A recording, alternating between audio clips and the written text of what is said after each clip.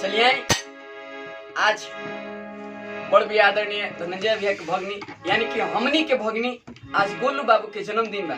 तो महतारी आप सबसे कृपा प्रार्थना करो कि वहाँ के खूब प्यार खूब आशीर्वाद दी कि हमेशा जीवन में तरक्की करस। महतारी की कृपा बरसत रहो।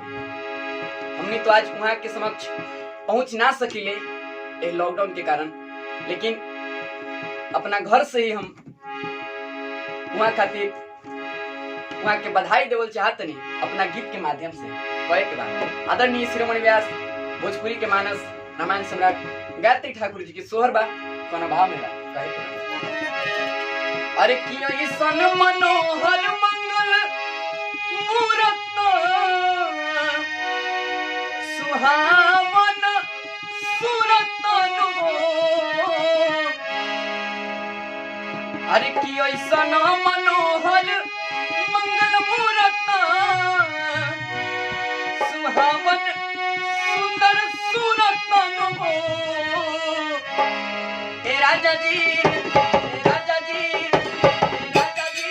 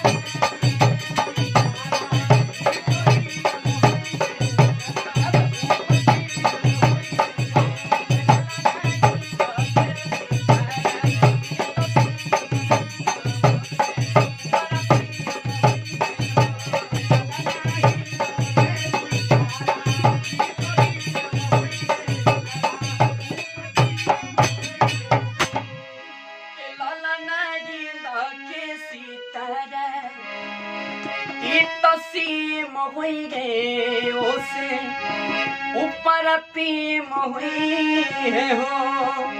हमेशा खुश रहो।